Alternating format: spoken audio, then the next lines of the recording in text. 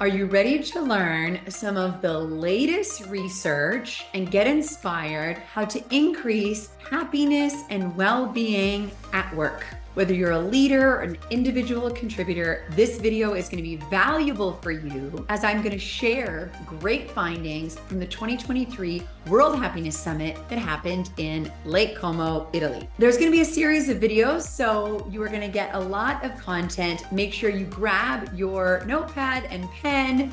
You're going to want to share this information with your colleagues, with your teams. So I'm going to start off with an incredible speaker and her information, Dr. Ella F. Washington. She is a professor at Georgetown University and the CEO of Elevate Solutions. And she started off with a very thought-provoking question. How would you spend your perfect day? Think about that for a moment. I'm thinking with you. Perfect day. What are you doing? For me, what comes to mind is, I don't know, a beautiful summer day in Italy with my husband and kids and another family and their friends, maybe having a glass of rosé, playing as a family in the sun, having great Italian food. I could go on and on and on. What did you think about? Did you think about work and working? Most people don't. But she said we spend a third, if not more, of our lives working. And she said, what if there was a workplace utopia? What would be possible? What would be perfect? Okay. Gallup, which I share a lot of Gallup research in my videos and articles.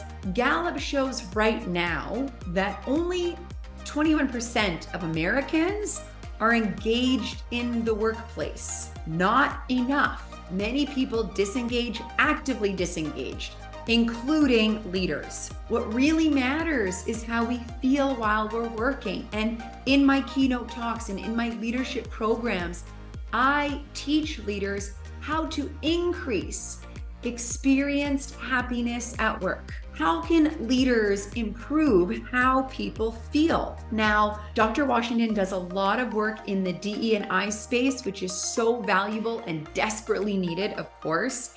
And she talks about fairness for opportunities and looking at the whole ecosystem, elevating humanity and having alignment. So when you look at your workplace, what's out of alignment?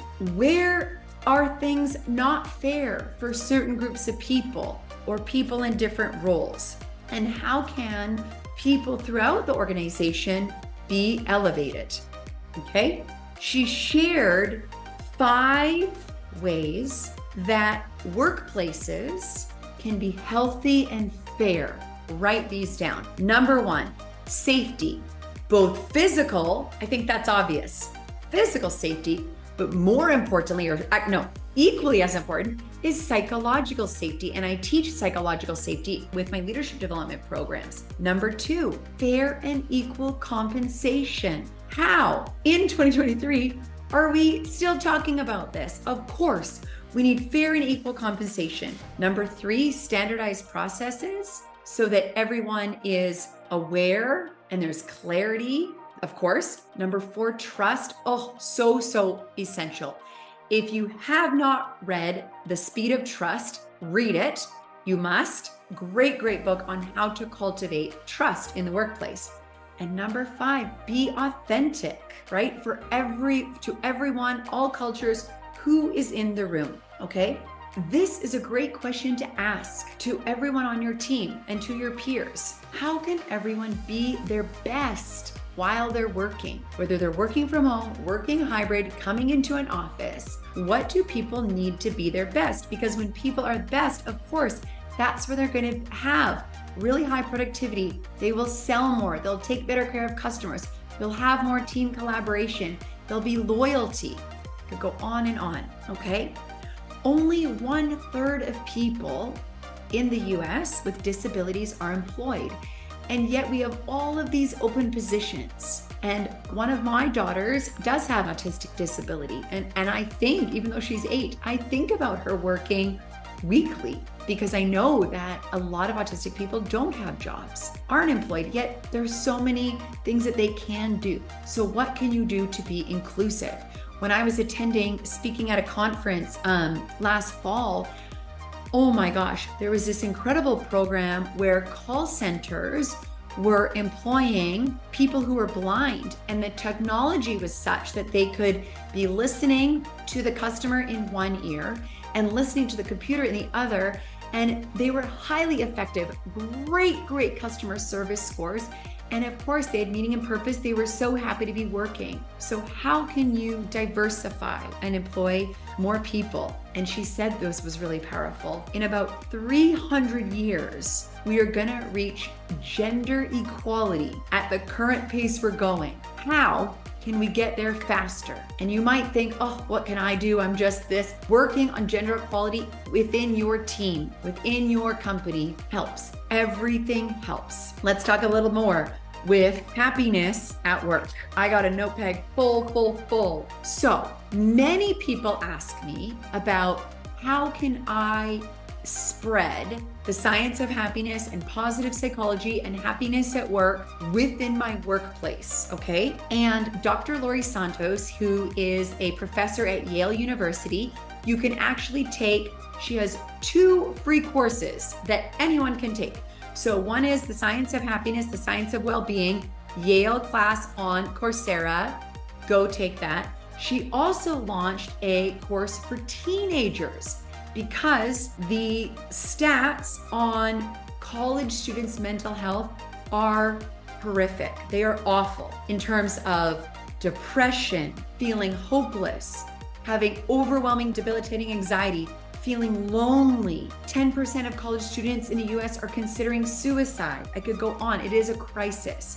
So if you have a teen, know that there is a Science of Wellbeing free course from Yale University for them. If you have team members, employees that have teams, tell them about this course and you can take the Science of Wellbeing adult course on your own. If you are really interested in happiness and you want to spread it in your workplace, here's what you do. First of all, start off telling people about the science of happiness, about positive psychology. You can read books, you could take that class. Berkeley has classes. You don't need to be an expert to know about the science of happiness. And if there are people that are skeptics, and I get it all the time as I am a happiness practitioner, teacher, author, speaker, you need to bust those myths and misconceptions about happiness and about happiness at work, okay?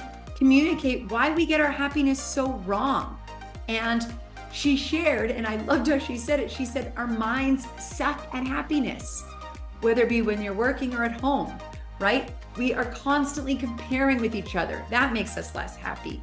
Our brains have a negativity bias. We have to work extra hard to be positive and optimistic. I teach this all the time.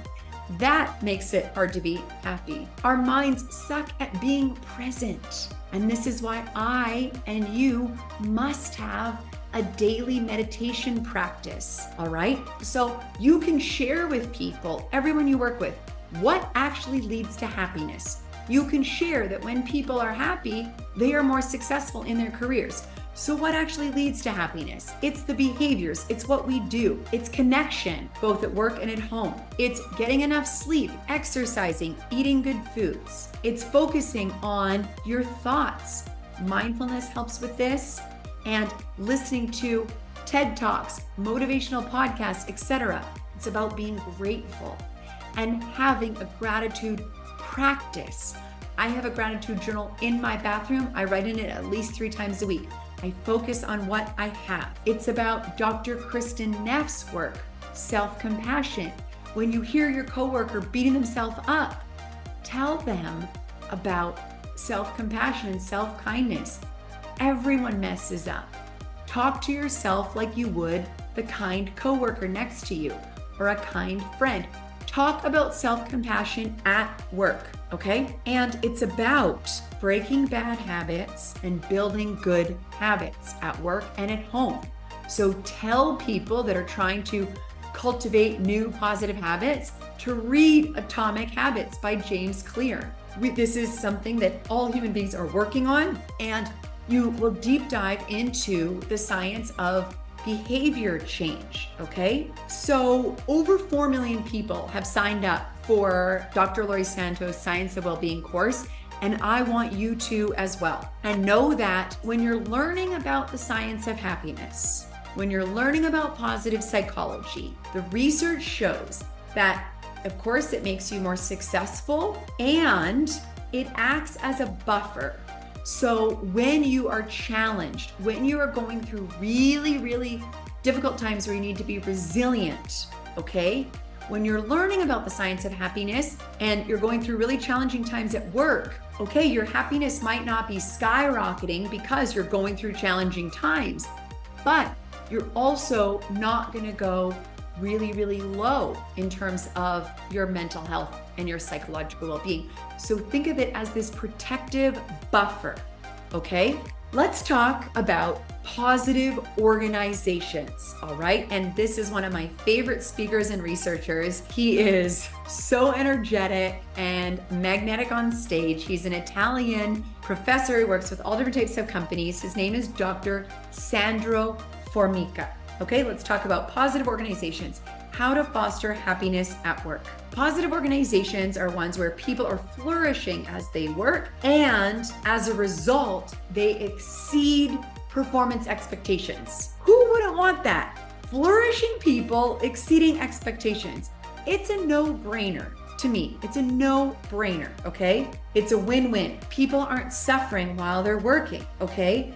And the number of papers studying positive organizations has exploded since 2008, okay? So we know everyone's talking about quiet quitting, not really giving it your all on Mondays, the resignation, all of it, okay? We know. And why? Why is this happening? Here's some top reasons. Number one, lack of recognition and care. How often are you recognizing and caring for your people? And every single time I work with leaders, I say, you think this is how much positive recognition, appreciation that people need? Double that, triple that. Yes, people are getting paid to show up from work. Yes, they have perks and bonuses, and you think that's enough. No, you need to be giving constant recognition and care. Number two reason is toxic work culture. We must get rid of toxic leaders. We must move them out of leadership roles or train them how to be positive leaders. It is what the world of work needs now. Number three, lack of opportunities to learn and grow. Does everyone on your team have the opportunity to be learning and growing constantly? And lack of meaning and purpose. I always ask leaders and executives, how is your organization contributing to society? People don't come to work just so businesses make money. There's a meaning and purpose for every organization that is helping. Okay, maybe not tobacco, and I could go, there's a few that aren't, but for the majority of industries, they are helping. So what are you doing? Okay, we need appreciation, and we need people to be way more engaged. All right, when you have leaders who are having positive interventions, they are doing things to make people feel positive at work. There is an increase in job satisfaction, an increase in pro-social behavior, a decrease in stress and anxiety and overwhelm, significant decrease in emotional exhaustion, and on and on. So here's a few things.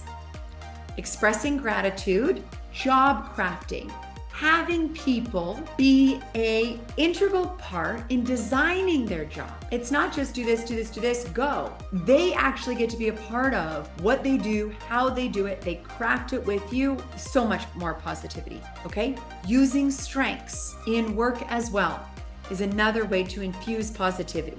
Okay, so I'm going to ask you, what do you want to do to spread happiness and increase positive interventions in your teams today? I'm going to have more videos recapping the 2023 World Happiness Summit.